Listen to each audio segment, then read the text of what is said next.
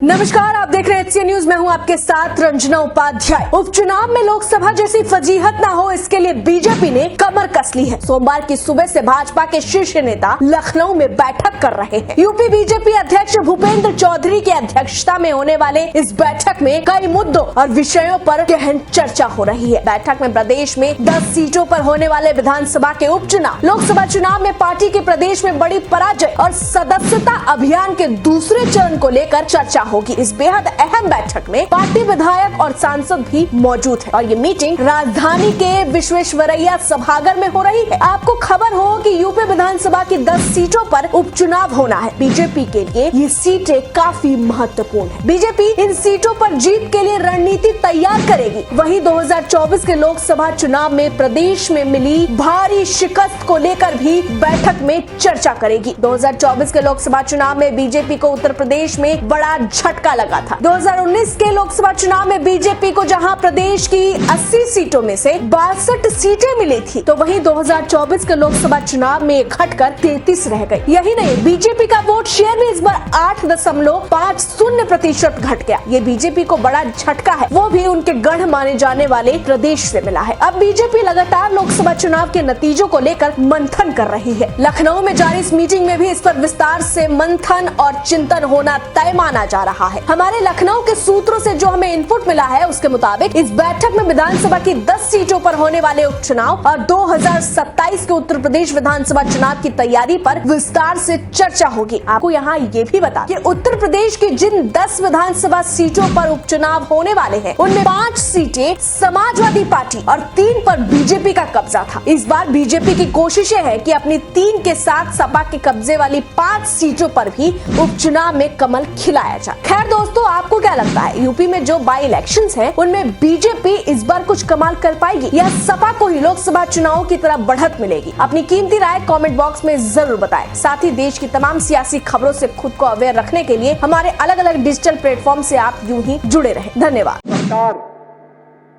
मुख्यमंत्री युवा उद्यमी के रूप में एक नई स्कीम लाने जा रही है। वह नई स्कीम है जो आज के परिप्रेक्ष्य में अगर कोई युवा अपना उद्यम स्थापित करना चाहता तो 5 लाख रुपए तक का लोन हम उसे इंटरेस्ट फ्री देंगे, यानी बिना ब्याज के वह लोन ले सकता है। पहले चरण में 5 लाख तक, दूसरे चरण में 10 लाख तक के लोन को हम उसको ब्याज मुक्त लोन उपलब्ध करवाने में मदद करेंगे।